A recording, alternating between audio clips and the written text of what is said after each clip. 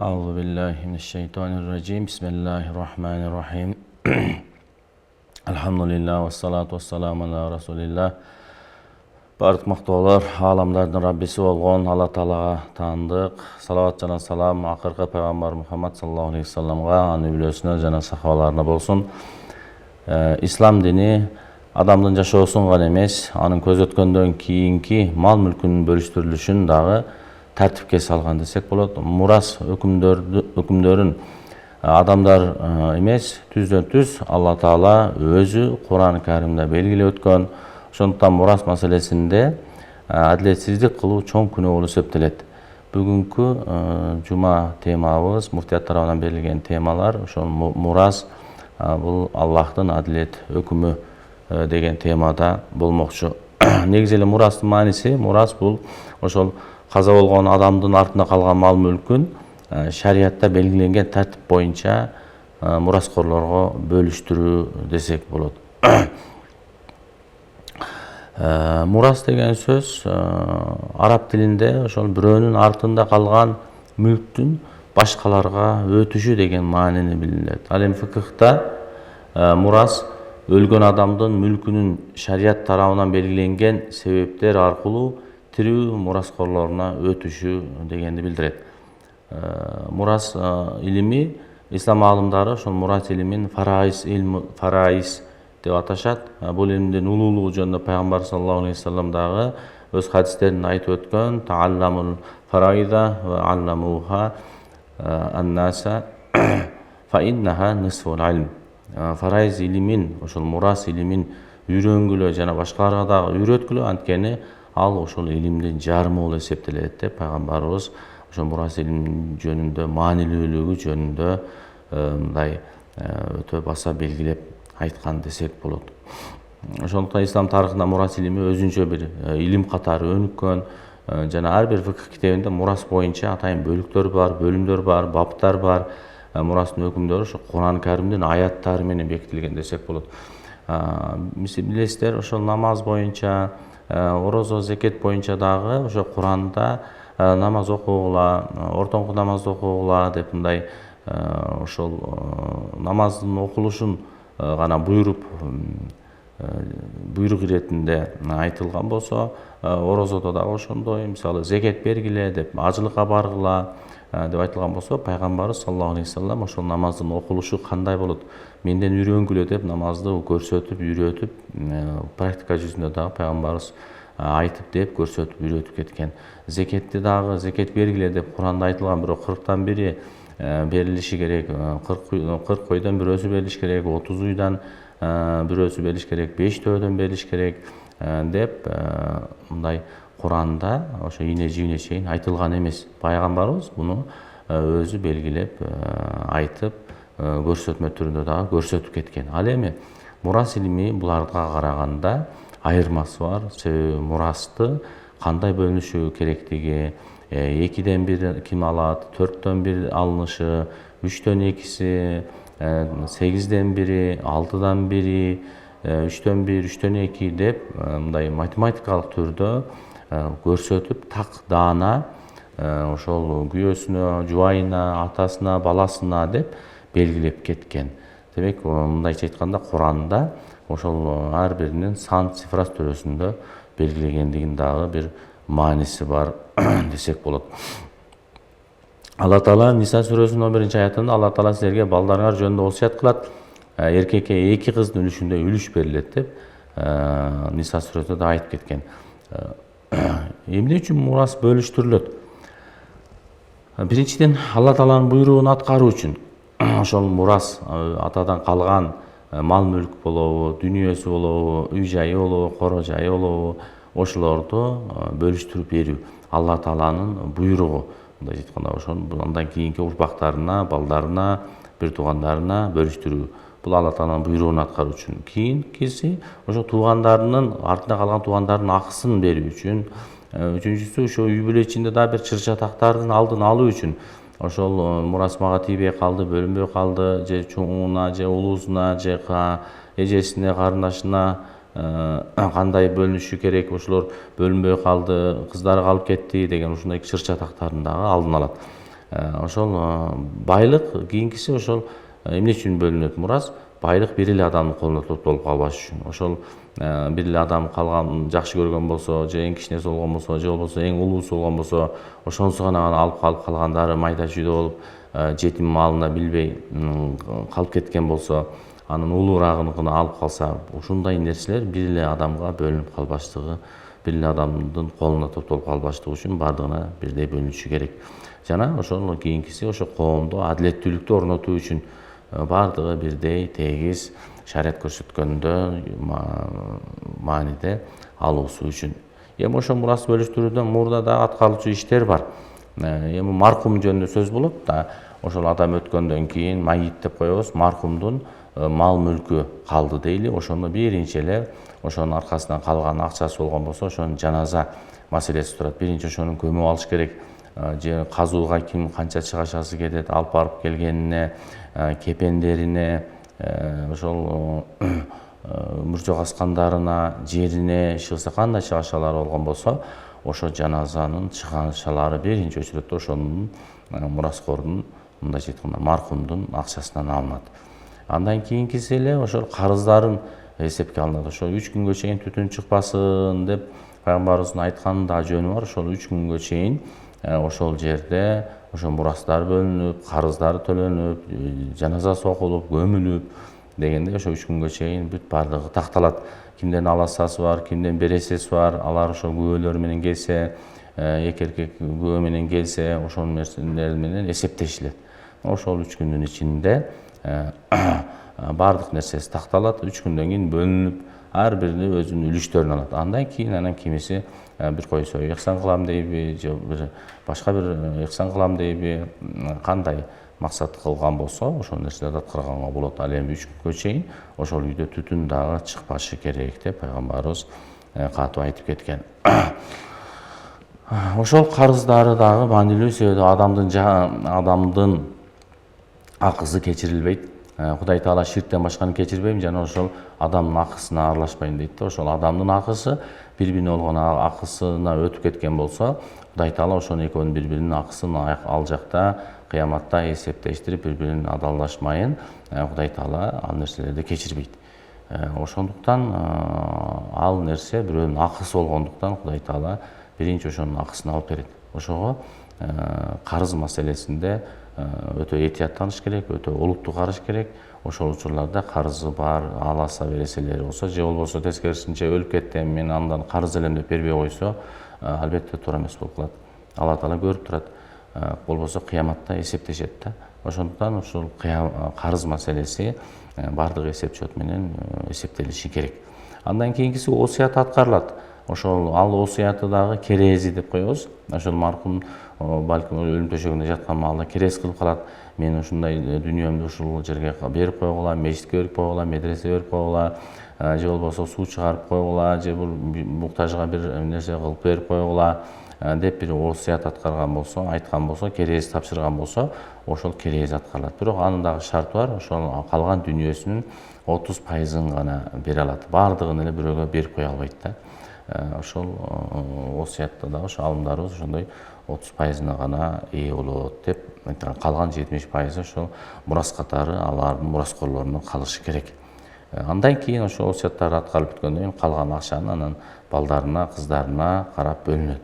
Ага азыр өзүнчө токтолобуз Кудай кааласа. Эми ошол мураста дагы эң көп кетилген каталар бар. Мисалы үчүн ошо кыздарына берилбей калат, бул турмушка чыгып кеткен, же болбосо турмушка чыгып кетет да, эмне болот эле деп ушундай нерселерге көңүл бөлүнбөй калат. Себеби бул ислам дини ошол араб чөлкөмүндө аялдар ушунчалык басмырланып, кул катары сатылып, адам ордуна көрүлбөй турган ушундай учурларда келип, ислам келип, ошо аялдардын укугун коргоп, аялдарга болгон баягы мамилени жакшы жагына ошол өнүгүшүнө өбөлгө түзгөн десек болот ислам. Мына ошолордун бири ошол мурас маселеси. Мурас маселесинде дагы ошо аялдардын ошо мурастан дагы алышы туурасында аяттар келген. Кудай кааласа ошого да топтолобуз. Ошо биринчи эле бизде кемчиликтер кыздарды мураска эсепке кошпоо. Ошо балдар эле болсо, же кичинекей баласы, же болбосо эң чоң баласы алып калып, калганы ошол жерден калып кетет да.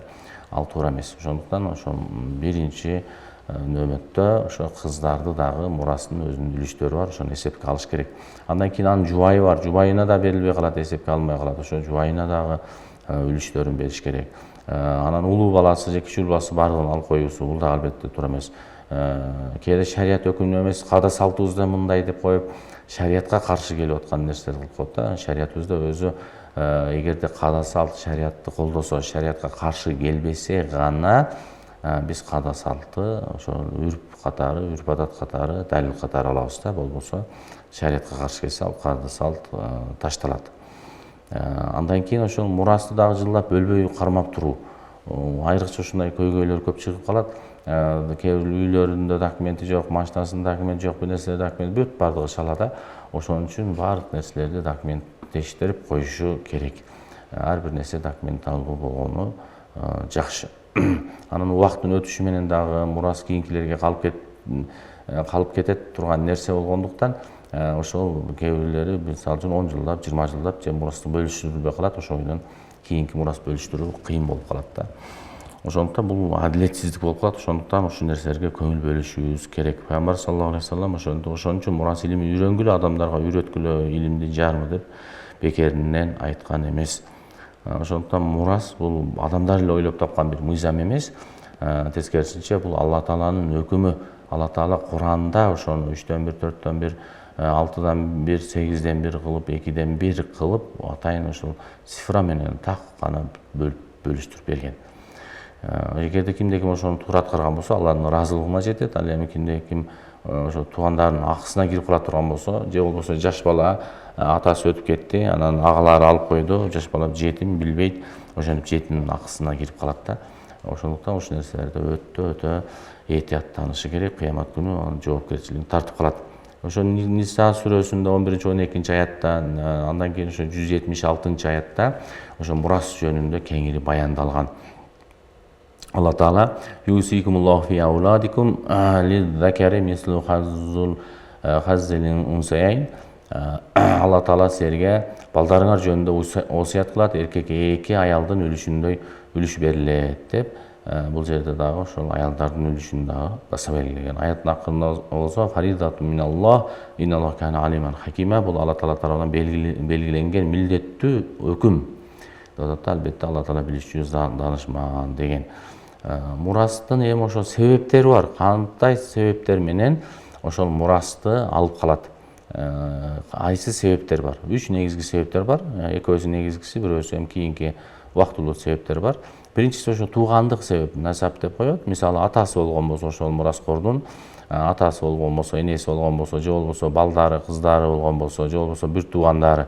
Мына ошол туугандык аркылуу ошол насап болуп калат да, туугандык байланыш болуп калат. Ошол дагы мурасты алууга мүмкүнчүлүк болот ушул аталгандар. Андан кийинкиси нике себептүү дагы туугандык байланыш болуп калат. Жубайлар мисалы үчүн бири-бири менен күйөөсү өлсө аялы, аялы өлсө күйөөсү дагы мурастан алып калат. Валакум нисфу ма тарак азважукум иллам якун лахунна валадун.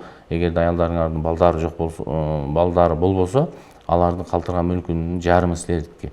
Мындайча айтканда 2ден 1 деп нысф деп ошо 2ден 1 жарымы силерге таандык деп аятта Куранда дагы айтылат. Эми жана айтып өткөндөй ошо мурасты бөлүштүрүүнүн тартибине токтоло турган болсок, биринчи эле ошо жана маркумду жерге берип, карыздарын төлөп, осуяттарын аткарылып, анан калганын ошондон кийин баардык карыздары, осуяттары аткарылып бүткөндөн кийин калган акчаны анан шарият көрсөткөн таризде эркекке, аялга өзүнчө белгиленген ошонун негиз алып, анан кийин мурас бөлүнүшү керек. Мин бади васиятин юса биха ау дайн деп аятта ошо васияттары, осуяттары аткарылып, карызы төлөнгөндөн кийин деп келет да. Ошо мураста аялдардын укугу дагы каралган деп атабыз. Ислам келгенге чейин аялдар мурас албайт эле, адам орду көрүлбөйт эле. Ислам болсо ошо кызга, жубайга, энеге, чоң энеге, эже карындаштарга өзүнчө үлүш белгилеп берген да. Бул аялдардын экономикалык укугун коргоон эң алгачкы мыйзамдардын, аяттардын бири десек жаңылышпайбыз. Кыргызстаныбызда кандай? Мисалы үчүн Кыргызстанда ошо жана айтып өткөндөй эле кыздарга мурас берилбей калат. Айрым жерлерде кыз күйөөгө кеткен, анын мурасы жок, күйөөсү багат деген таризде ошондой учурларда көп кездешип калып атат. Көпчүлүгү эле ошо кыздар өзүнүн укугун билбейт, мурастан атаман калган мурас мага да тийиш керек экендиги деп кийин гана сурап калгандарын көрүп жүрөбүз. Андан кийин ошо мурасты өз убагында бөлбөй, ошол көпчүлүк үй бүлөлөр атасы каза болгондон кийин же 20 жылдап бөлбөй, документи жасабай мурас бөлүштүрүлбөй жүрүлө берет, кийин анан көйгөй чыгат. Ошонун натыйжасында жана бир туугандардын ортосунда талаш тартыш чыгат, соттук иштер көбөйөт, туугандык мамилелер бузулат, ошо дүнүйөнүн айынан бузулат да. Ошондой бир уулдун бир мүлктү ээлеп алышы, жана айтып өткөндөй, ошол ата энесин караган уулу болбосо үйдө калган уулу ошол нерсени алып алуусу бул дагы туура эмес, жат көрүнүштөрдөн. Ал эми башка мураскорлордун үлүшү берилбей калат. Бул шариатта чоң күнөө, бири-биринин акысы калып калат. Ал эми мурасты ошентип бириси чоңу же уулу жеп алган болсо, Алла Таала дагы инналадини якулуна амвалал ятама зулман иннама якулуна фи бутунихим нарон. Ошо жетимдердин мал мүлкүн зулумдук менен жегендер чындыгында курсактарына от жешет. Мындайча айтканда тозокко түшүшөт деген маани. Ошо зулумдук менен жеген жетимдер, ошо жетимдеп биз айтабыз, балагатка жете элек, ата энеси өтүп кеткендерди айтабыз, балагатка жеткен эмес, ал акыл эси деле тунук эмес, даана так эмес, так акыл эстүү деп айта албайбыз, жаш бала дейбиз. Ошо жаш балалыктан пайдаланып, анын атасынан калган мурастарды агасы, иниси ушундай нерселер маркумдун ага инилери алып коюп, анан балдарына бербей койгон учурлар дагы көп кездешип калат. Ошон үчүн жетимдин акысынан жегенден дагы этият болуш керек. Пайгамбар саллаллаху алейхи вассалам ман ката мираса варисин ката Аллаху мирасаху минал жанна. Ким мураскордун акысын жеген болсо, мураска алуучунун акысын жеген болсо, Алла Таала анын бейиштеги насибин алып коет дейт да, насибин кесип коет дейт. Көрдүңүздөрбү, ошондуктан бул нерсеге өтө этият алыш керек. Айрыкча ушундай дүйнөбүй маселелерде акыретке калтырбаш керек, карызга. Жана айткандай эле ошол мурас бөлүштүрүү бир мусулмандын милдети, мурасты бир салт санаага, туугандык басымга же болбосо жеке каалоого эмес, Куран жана сүннөттүн негизинде бөлүштүрүү. Пайгамбарыбыз көрсөтүп кеткен, ошолордун негизинде бөлүштүрүлөт. Тилка худудуллахи ва ман ютиллаха ва расулаху юдхилуху жаннатин тажри мин тахтихал анхар. Алла Таала айтып атат, ошо кимде ушулар Алла Тааланын чектери, кимде ким Алла жана анын элчисине баш ийген болсо, ал анын астынан дарыялар аккан бейиштерге киргизет деп Алла Таала убада берип атат. Демек, ошол убадага туруш үчүн Алланын пайгамбардын айтканындай кылып мурастарды бөлүштүрүп беришибиз керек экен.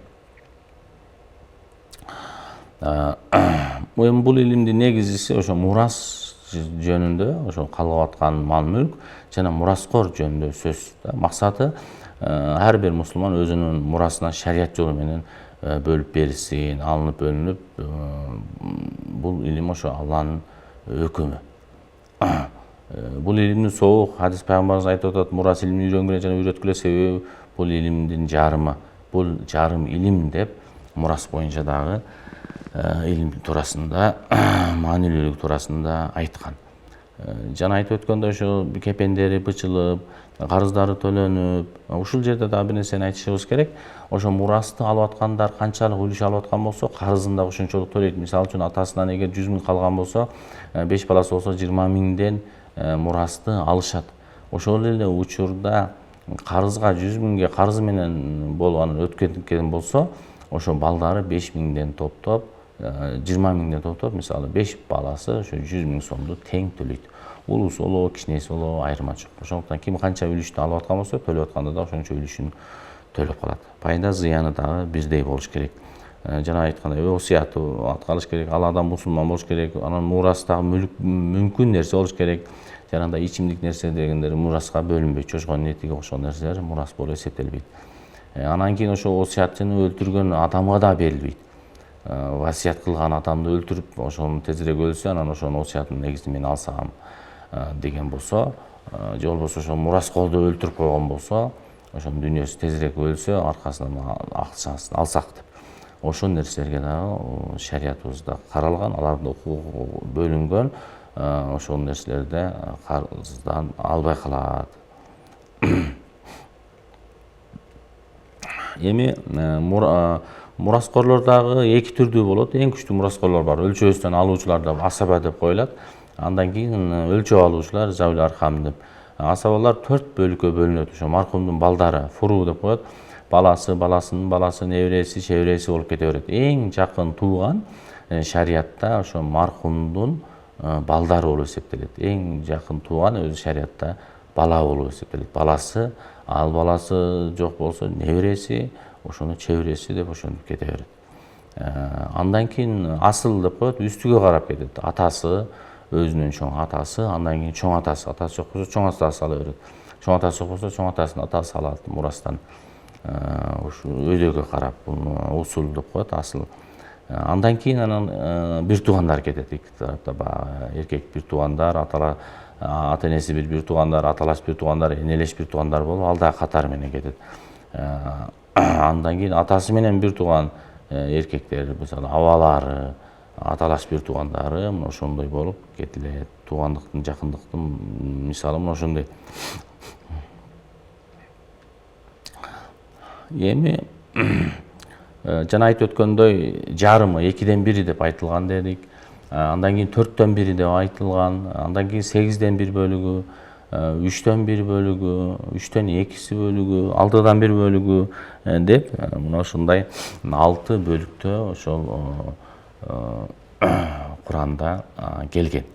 Эми ошолор боюнча абалдарын өтөбүз. Мисалы үчүн кыздардан башталып, ошо кыздар канча 3 абалы бар да, ошо маркум өткөндөн кийин эгерде кыздары калган болсо, анда кайса алышат. Мисалы үчүн маркум өткөндөн кийин кызы жалгыз эле бир кызы болгон болсо, анда ал мурастын жарымын алат. Ошо бала сыяктуу тең укукка ээ болуп калат да. 2ден 1 алат кыз жалгыз болсо. Ал эми кыздары көбүрөөк боло турган болсо, анда 3төн 2 алышат мурастын. 2ден көп болсо да. Ал эми балдар менен кошо болгон болсо, эркектердин жарымын алат. Ошо жана үлүштөгүдөй эркектер көбүрөөк экесе, кыздар алардан экесе азыраак алат. Эмне үчүн эркектер көп алат деген ушул жерде турат. Эмне үчүн аялдардын укугу азыраак? Жок. Бул жерде ошо эркектердин милдети дагы бар. Бул жерде куллукум раин ва куллукум мас'улун ан раиятихи. Силер башчысыңар, калдыңардагылар үчүн жооп бересиңер. Ошол эле маалда нафакасы менен камсыздайт эркек. Ошондой бир чыгашалары бар да. Ошондуктан эркекке акча көбүрөөк керек болуп калат. Мурастан да көбүрөөк. Ал эми аял ал иштеп, акча таап бакканга милдеттүү эмес. Аял ошо үйдөгү тарбия менен ошо күйөөсүнүн тапкан акчасын сарамжалдуу, коромжолдуу иштетиш менен милдеттүү. Ошондуктан ошо кыздардын абалы мына ушундай. 2ден 1 дагы алган учурлар болуп калат, 3төн 2 алган учурлар дагы болуп калат. Ал эми аталардан абалдары кандай болот? Мисалы үчүн эгерде бир маркум өтүп кетти, жашыраак, анын атасы бар да. Атасы дагы эгер балдары жок боло турган болсо, анда бардыгын алат. Мисалы үчүн мурастын балдары жок, жалгыз эле атасы бар, анда мурастын бардыгын алат. Эгер маркумдун балдары боло турган болсо, эркек балдары, анда атасы 6дан 1 алып калат да. Азаят үлүшү. Балдардын себеби көбүрөөк кетет да. Себеби жана айтып өткөндөй, бала эң жакын тууган болот атага караганда. Эгер ошол маркумдун жана кыздары боло турган болсо, 6дан 1 алат, жана калганын дагы алат. Кыздарга дагы бул жерде мындай үлүштөр каралган. Эми атасынын атасы, мисалы чоң атанын абалы, мисалы ошол маркумдун балдары жок болсо, бардыгын алат дедик. Маркумдун эркек балдары болсо 6дан 1 алат, жана кыздары болсо 6дан 1 алат. Эгер атасы болгон болсо, анда чоң атасы куру калат. Мисалы үчүн атасы турган учурда чоң атага мурас тийбей калат. Мисалы үчүн небереси бар болуп, анан баласы да бар болмосо, андан небереси куру калат, баласы алат мурасты. Эгер баласы жок болсо, андан небереси алат да. Эми энелештердин бир туугандардын абалы кандай? Мисалы үчүн маркумдун атасы, баласы болсо, энелеш бир туугандар албай калат. Ата баладан энеге калбай калат. Ал эми маркумдун энелеш бир тууганы жалгыз болсо, бир тууганы анда 6дан 1 алат. Көп боло турган болсо, бир туугандар анда 3төн 1 алып калат.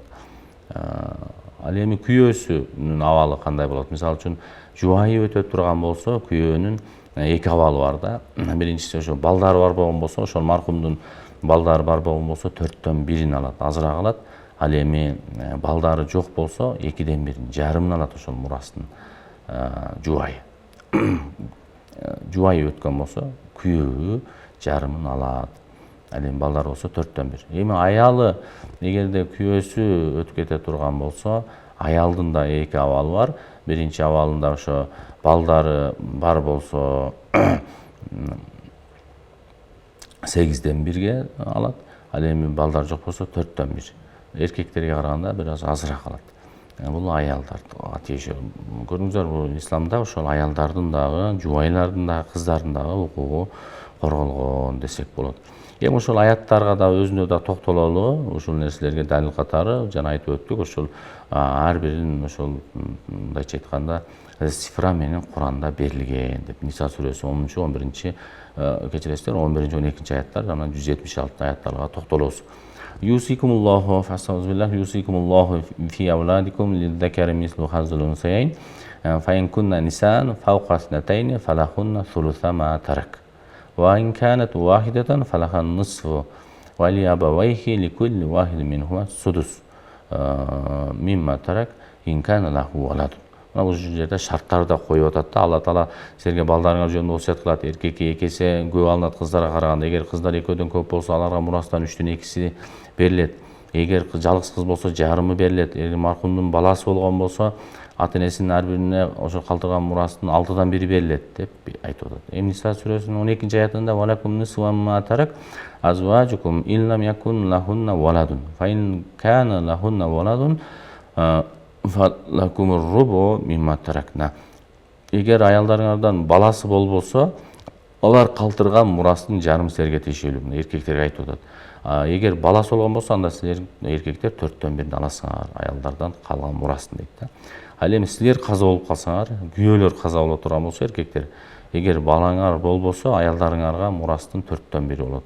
Эгерде балаңар калган болсо, анда балдарга да үлүш тиет, аялдарга анда 8/1 берилип калат деп мына Ниса сүрөсүнүн 12-чи аятында белгилеп атат. Эми Ниса сүрөсүнүн 176-чы аятында дагы ястафтунака кулиллаху юфтикум фил калала ин имрун халака лайса лаху валадун ва лаху ухтун фалаха нисфу ма тарак. Ошо сенден өкүм тууралуу сурашат. Айткын, Алла Таала силерге калала тууралуу баяндайт дейт. Калала деген бул ошо аркасынан эч ким уртукум калбаган адамды айтат. Ошол эгерде бир адам каза болуп дейт, анын баласы жок болсо, жана бир эле карындашы кала турган болсо, аялдардан кала турган болсо, аял бир туугандарынан, анда калтырган мурасынын жарымы тиешелүү деп бул жерде дагы айтты. Эми хадистерде Абдуллах ибн Аббастан риваят кылган хадистерде дагы ошо мурастагы белгиленген үлүштөрдү алардын ээлерине бергиле деп пайгамбарыбыз ошол аяттарды эске алып, ошол Куранда кандай белгиленген болсо, ошол үлүштөрүнө бергиле деген да. Ошол пайгамбарыбыздын хадистеринде дагы Абдуллах ибн Аббастын риваятында ошо мурас тууралуу өтө маанилүүлүгү туурасында дагы хадисте айтып өткөн. Ошо мурастагы белгиленген үлүштөрдү алардын ээлерине бергиле, калганы эң жакын эркек тууганына берилет деп бул жерде ошол белгиленген үлүштөр деп Курандагы үлүштөрдү азыр сиздерге Ниса сүрөсүнүн 11-чи, 12-чи аяттары, 176-чы аяттарын окуп өттүк. Ошол жерде кыздардын үлүшү, аялдардын үлүшү, күйөөлөрдүн үлүшү, балдардын үлүшү, аталардын үлүшү, чоң аталардын үлүшү, мына ушулардын баардыгы Куранда ачык айкын айтылып өтүлгөн. Мына ошол үлүштөрдү дагы алардын ээлерине бергиле, андан үлүштөрдү алгандан кийин калып калса, анда асаба деп коет, ошо жакын туугандарына бергиле деп хадисте дагы айтылып атат. Демек, бул жерден биз ошол мурастын мындайча айтканда шариятта жана өзгөчөлүгүн айтып өттүк. Дагы бир жолу кайталап кое турган болсок, ошол аяттарда дагы ошол негизден 3 аятта ошол ар биринин ошол аялдын абалдары ошол 2/1, 4/1 алышы, эркектин 2/1, 4/1 алышы, аялдын болсо 4/1, 8/1 алынышы мурастан, күйөөсүнүн калган мурастары, кыздары жалгыз болсо 2/1 алынышы, андан көп болсо 3/төн 2син алынышы, мисалы атасынын мурастан алынышы, балдары бар болсо, жок болсо деп ошо 6/1 деп ар бирине ошол мындайча айтканда математикалык сан менен бөлүштүрүп коюлуусу дагы бекеринен эмес. Себеби бул адамдын акысы. Алла Таала мисалы үчүн баардык күнөөлөрдү кечирет дейт да. Балким адам ушундай бирөөгө зулумдук кылып Алла Тааладан кечирим сураган болсо, Алла Таала кечирет. Ичимдик ичкен болсо, Алла Таала кечирим сурап тоба келтирген болсо, же болбосо намаз окубай жүрүп, кийин намаз окуп калып, ошол Алла Тааладан кечирим сураган болсо, тоба келтирген болсо, Кудай Таала керек болсо адам өлтүрүп деле кечирим сураса, Кудай Таала тобасын кабыл кылат дейт. Ал эми адамдын акысында Кудай Таала ошол адилеттүү зат, ар бир адамдын акысы шариятыбызда дагы белгиленгендей,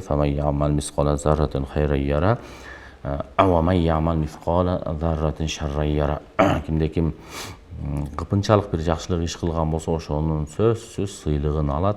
Кимде ким кыпынчалык жамандык иш кылган болсо, ошонун жазасын тартат, тозокту азабын тартат деп кыпынчалык ишке Кудай Тааланын таразасы тактыгы бул жерде белгилүү.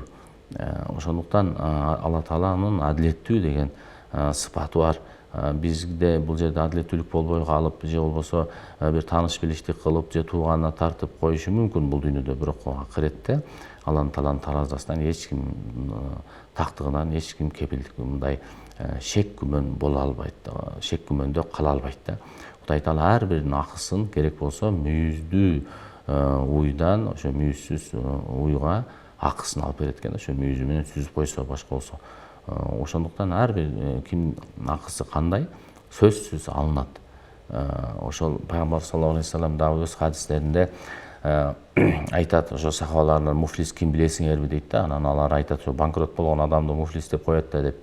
Ошентип жооп беришкенде, жок, алар бул дүйнөдө эмес, акыретте банкрот болгондор дейт да. Бирөөлөр айтат, ушунчалык сообу менен барат, намазы менен, ибадат менен канчалаган миллиондогон соопторду алып барат, бирок барганда бирөөнү ушактаган, гыйбат кылган, анан акысына кирген, акысын жеген, жетимдин акысын жеген, ушинтип менен мураска окшогон нерселерде, иши кылса бир тууганын акысын жеген, анан ал жака намазы менен барган дейт. Анан баргандан кийин Кудай Таала адилеттүү зат ошонун акысын алып берет. Акысынан эмнесинен алып берет? Ошо намаздан пайда болгон сообун, орозосунан туткан пайда болгон соопторун баардыгын, ошо канча кимисине канча карыз болгон болсо, ошолордун баарын сообун таркатып берет. Соопторун ошентип таркатып берип калбай калат аягында. Анан дагы бирөөлөр келет, менден дагы ушундай карыз эле, же болбосо мен ушактаган эле, же болбосо менден 100 сом алган эле деп келет дейт. Анан берейин десе эч нерсеси жок. Ошондо ошол ал да күнөөкөр пенде да. Ошол карызга берген адамдын күнөөсүн өзүнүн мойнуна алат. Бул дүйнөдө кылбаган, бирок ошону мисалы үчүн тоо курдаган болсо, ошо тоо курдады деп күнөөсүн мойнуна алып, анан азабын тартат да, ошону муфлис дейт. Көрдүңүздөрбү, өтө баягы адамдын акысына маани берилгендиги, адамдын акылары бири-бирине калбаш керек. Ошондуктан мураста дагы ошо аяттарда ар биринкин так кылып эсептеп бөлүп берип койгон. Эгерде бир үй бүлөдө бир эркек, бир аял болгон болсо, ал аялдын да жалгыз болгондугу үчүн 2ден 1 алат, эркек дагы 2ден 1 алат. Ошентип мурастын жарымын аял, жарымын кыз алып калат. Эгерде кыздар көбүрөөк болуп калса, 3-4 болсо, 3ден 2син мурасты бөлүп туруп, 3ден 2син ага берет. Мына ошондой кылып ар биринин бөлүнө тургандары бар. Балдары болгон болсо азыраак алат, баласы жок болсо аялы көбүрөөк алат. Эркекке да ошондой, күйөөсүнө дагы. Ар биринин ошол мураста жана айтып өткөндөй, аятта ошол цифра менен бөлүп койгон. Так математикалык эсеп менен ар биринин өзүнүн үлүштөрү, атасы, баласы, бир туугандары, эркек бир туугандар, аял бир туугандар деп баардыгынын өзүнүн үлүшү шариятта белгиленип коюлган. Ошол үлүштөрүн алышы керек. Шариятыбызда мына ошол. Эмне үчүн азыркы күнүбүздө ошо бир туугандар арасында уруштар чыгып калып атат, жаңылдашып, мына биздин бир кошунабызды билемин, ошол ишип келип алып, ошо бир тууганын инисинин үйүнө тополоң кылганын билем да. Бүт атаман калган мурастарды сен алып калдың, мени ошо көчөгө чыгарып койду, көчөдө мен өзүм үй салып, эчтекем жок, же мал мүлкүнөн бербедиң, же машинасынан бербедиң, баардыгын өзүң жыйнап алдың деп ошентип уруш жаңжал кылганы эсимде да. Буга окшогон көптөгөн мисалдарды айтсак болот. Шарият ошол бул дүйнөдө бактылуулукту, акыретинде бактылуулугун көздөгөн ислам дини. ошондуктан алдын алып ошо мурасты да тең бөлүштүрүлгүлө, адилеттүүлүк болунсун. 5 эркек бир тууган болсо 5 эркек бир тууганына тең бардыгына бирдей бөлүнсүн. 3 кыздар карындаштары же эжелери болгон болсо ошолоруна дагы өзүнүн үлүшүнө жараша, аялдардын үлүшүнө жараша бөлүнсүн деп ошо шариаттык негизде ошондой. Азыркы учурларда дагы бизге келип кайрылып калган учурлар бар. Бир тууган менен арыздашып, ошонун үйүн талашып, башка болуп ошентип арыздашып келгендер бар. Сотко бергенге чейин барышкандар бар. Эмнеге ошо дүйнөсүн, ошонун атасы өлгөндөн кийин ошо дароо ошо мурастарда убагында бөлүнбөгөндүгү, ошо кичинеси ошо ойдун учпай эле алып калгандыгы, ошо жердегилер топтолушуп ошо мурасты тең бөлүп бербегендиги, же болбосо өзү да тирүүсүндө осуят кылып калтырып кетпегендиги, ошо кийин ошо балдардын урушуна, аркасынан дүйнөнүн калганына, ошонун урушуна алып келип атат да, ынтымактын кетиришине алып келип атат. Ошондуктан мурас маселесинде ошол тактап коюш керек. Балдарына, кыздарына кайсы берилет, ошо шариатта кандай айтылган, керек болсо ошол сахабалардын учурунда дагы кичинесине көбүрөөк осуят кылып берген учурда дагы ошол аялдын, ошо баланын апасы ошо менин кички уулума ушундай берди деп пайгамбарыбызга келгенде аны чакыртып, эмне үчүн сен ага көп бересиң деп аны кайра кайтартып алган учурлары болгон. Демек ошол аялдар баягы кандай мурас бөлүнбөсүн, ошолорду кичинеси чоңусуна дебестен эркекке канча, аялдарга канча, кыздарга канча, атасына канча, бир туугандарына канча, керек болсо бир туугандардын дагы бөлүнүштөрү бар. Ошо атасы бир, энеси бир туугандар биринчи орунда турат. Андан кийин аталаш бир туугандар, андан кийин энелеш бир туугандар болуп бөлүнүп кетет да. Туугандыктын дагы даражалары бар. Жана айтып өткөндөй, туугандыктын эң биринчиси ошол эң өзүнүн туң балдары. Эң жакын мурастан алуучулар мына ушулар. Андан кийин балдары жок болсо неберелерине кетет да. Ошол тууган жакыныраак болот, эң биринчи туугандар. Туугандык себеби насап дедик го. Андан кийин бул фуру деп коет, ал эми асыл деп үстүгө карап кетет. Жогорусуна атасы жок болсо чоң атасына карап ошентип мураста ошондой болуп кетилет. Андан кийин балдары да жок, аталары да жок болсо анда бир туугандары ошо капталына карап кетет. Ошо бир тууган агасы, иниси, ошолорго, эже карындаштарына ошо мурас бөлүнөт. Ал эми мисалы үчүн хажип деп коет, жок мурастан кур калып калган учурлар дагы болот. Мисалы балдары болгон болсо, аталары албай калат. Мисалы аталары болгон болсо, балдары болгон болсо, бир туугандары албай калат. Мына ошондой атасы болуп туруп, чоң атасы болсо, чоң атасы албай калат. Баласы болуп, небереси да болгон болсо, небереси албай калат. Ошондой мураста ар бири ошол жана ирс деп мирас атайын китептери бар. Бул туурасында жазылган китептерди окуп, ошону окуп үйрөнүш керек. Ар бирин эсептеп чыгарылат, мисалдар менен ар биринин жазып эсептеп чыгарылат да. Айрыкча ошо жаназа учурларында дагы ошо дин кызматкерлери айтып эскертет. Ошонун бизде дагы бир жаңылыш мисал берилип коелат. Ошо ким төлөйт деп коет, ошо бирөөсү мен төлөйүн деп чыгат, эң улуусу. Андан кийин анан бирөөлөр карызы бар эле деп келген болсо, анан ошо агасы кыйналып калат да. Анан бир тууган инилери биз төлөйбүз деп айткан эмеспиз, агам төлөйт деп коет. Бул туура эмес. Ошо канча карыз болгон болсо, карызын дагы балдары бардыгы чогуу төлөш керек. Канча үлүш алып атат балдары, анан кыздары дагы ошого карап төлөшү керек да, өзүнүн үлүштөрүнө карап бала чакасы чогуу төлөшөт. Мурастан канча үлүш алса, мисалы үчүн эркектер 10 000 алып туруп, кыздары 5 000 сомдон алып аткан болсо, эгер карыз болуп калган болсо, анда балдары 10 000 сомдон карызын топтошуп беришет, кыздары 5 000 сомдон топтоп берет да карыздарын. Мына ошондой өзүнүн эрежелери бар.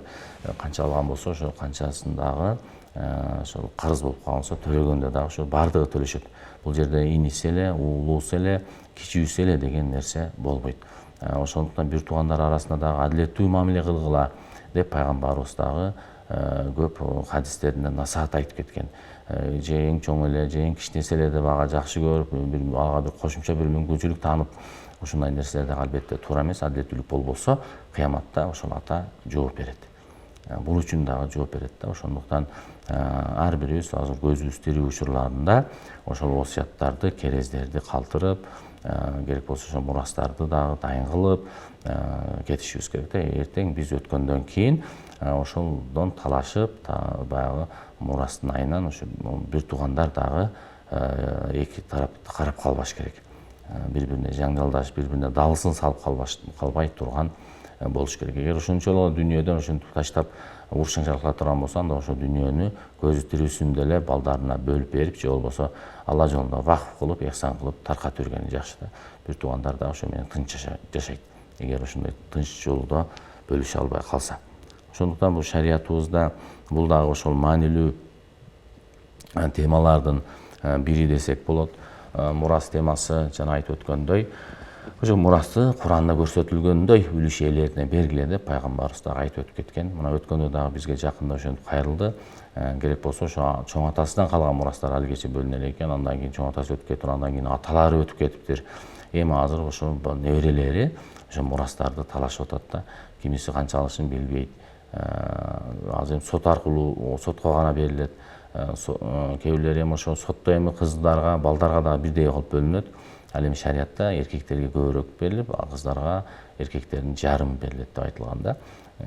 Ошондой учурлар дагы кездешип калып атат. Ошондуктан ар биринин убагында бөлүштүрүлүп, эсеп кысабы алынып, ыраазылыгы менен алынып турулуусу керек. Себеби адамдын акысы өтө оор, Кудай Таала кечирбей турган нерсе. Ошол адам экөөсү бири-бирин адалдашып кечирмейинче деп шарт койгон да. Ошондуктан ушул мурас маселесинде дагы бир жолу сиздерди чакырып кетемин. Ошол мурас боюнча атайын илимин кичине болсо дагы өздөштүрүп, кайсы канча бөлүм алат, канчада бирин алат, мына ошол нерсени билип алганыбыз дурус болот. Себеби мурас жарым илимдин жарымы деп пайгамбарыбыз хадистеринде дагы айтып өтүп кеткен. Ошондуктан бул нерсе бардыгыбыздын башыбыздагы нерсе. Дүйнө деген нерсе адамды көп сыноолорго учуратып коет. Мына ошо пайгамбарыбыздын Ухуд согушунда деле мисалга ала турган болсок, ошол Ухуд согушунда пайгамбарыбыз ошо менден буйрук болмоюнча ушул дөңсөөнү жаачылар Жабал Урмат деп коет, жаачылар дөңсөөсүн таштабагыла, менден качан буйрук болот, анан кийин иш тутасыңар ошого карап, ага чейин ушул жерди таштабай мындайча айтканда карап турула деген да. Эң главный мындай ход болгон эми буктурманын жолу десек болот да. Наракта Халид бин Валиддин амалда Халид бин Валид аскер башчысы мусулман боло элек кезиндеги ошол согушта 300 атчан менен ошол жерден өтө албай турган болот да. Бул 50 сахабаны ошол жерге коюп койгон болот. Бирок натыйжада эмне болот? Пайгамбарыбыз согушуп, ал жерде мушриктер менен согушуп, жеңишке ээ болуп, анан мушриктер качып кетишет. Анан олжолорду топтоп, ошол калган олжолорду топтоп аткан маалда жанагы жогоруда көрүп турган 50-ге жакын атчан аскер, сахабалар, мынакей согуш бүтпөдү, биз да түшө берели, олжолордон курук калып атабыз, олжолорду алып башташты деп ошентип дүрбөлөңгө түшөт да. Ошондо аскер башчы айтат: пайгамбарыбыз силерге эмне дебеди, кулак салбайсыңарбы, бул жерден бир кадам дагы баспагыла, түшпөгүлө дебеди, менден буйрук болмоюнча дегенине карабастан аскер башын укпай көпчүлүгү ошол жерден түшүп кетишет. Анан ошо Халид бин Валиддин аскерлери ошол жер ачык калгандыгынан пайдаланып, анан аркадан келип ошо кылычтап 70 шейит ошо кылычтын мизинде кылат да, шейит кетет. 70 сахаба азыр Ухуд согушуна, Ухудка баргандар билет, Мединага баргандар. Муну ошонун натыйжасы эмнеге алып келди? Башчыга баш ийбегендиктен ошол эле маалда ал жердеги эмне болчу? Дүнүйө болчу да. Ошол жерден курал жарак алып калмай, дүнүйө алып калмай, биз да курук калдык деп атаандашып ошонун түшүп кетиштин натыйжасында мусулмандар көп кыйроого учурады десек болот. Ошондуктан бул дүнүйө иши, акча иши, ошондуктан математикалык эсеп менен Куранда Кудай Таала мурасты дагы так жазып бизге белгилеп берди да. Биз ошону менен амал кылышыбыз керек. Эч качан 2ден 1 дегенди биз 5тен 1 кылып өзгөртө албайбыз. Бул өзгөргүлүс нерсе. Мухкам муташабих аяттар деп коет да бизде. Мааниси ачык аяттар, анан күмөндүү, мааниси туңгуюк, биз түшүнө албай кыйналган аяттар бар. Бул ачык аяттарга кирет да. Мухкам аяттар өкүмү ачык аят. Эч кандай башка жоромолу жок. Ошол 2ден 1 алабы, 2ден 1 алат. 4төн 1 алабы, 4төн 1 алышы керек. Ошондуктан мураста ар ким өзүнүн үлүшүн алуусу керек. Эгерде жок, мен эме ошо агам кала берсин ошол жерде жашады, же иним кала берсин ошол жерде жашады, мен ыраазымын деп ыраазылыгын өзү айтып билдирсе, ал башка кеп. Бирок негизинен адамдын ичинде калып калбаш керек да. Ачык айта албайт, бир туугандарына башка жерде сөз кылып калат, анан ата мама эч нерсе калбай калды деп, таберке болсо да бир нерсесин алып калсам эле деп, ошондой өкүнүп калган учурлар көп кездешет. Ошондуктан ошо атадан калган мурасты дагы балдары өз ара теңдикте, бири биринин акысына кирбей, же болбосо майда балдар болсо жетимдин акысына кирбестен бөлүштүрүп алуусу шариятка ылайык жана шарияттын буйругу деп сиздерге жана өзүмө дагы ушул нерсени эстетип кетем.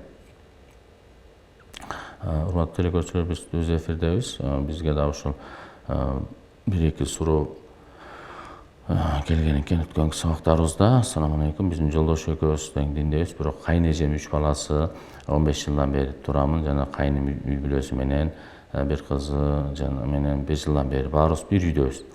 Ушуга кандай карайсыз? Өзүмдүн 4 балам бар, боюмда бар дейт. Алейкум ассалам. Бул жерде дагы ошо эркектин өзүнүн милдетин аткаруусу талап кылынат. Эч качан ошол кайнэжеси, кайниси болуп жашоо деген бул шариятыбызда милдет эмес. Тескерисинче ар бир үй бүлөнүн ээси өзүнчө үй жай курууга, үй бүлө курууга милдеттүү.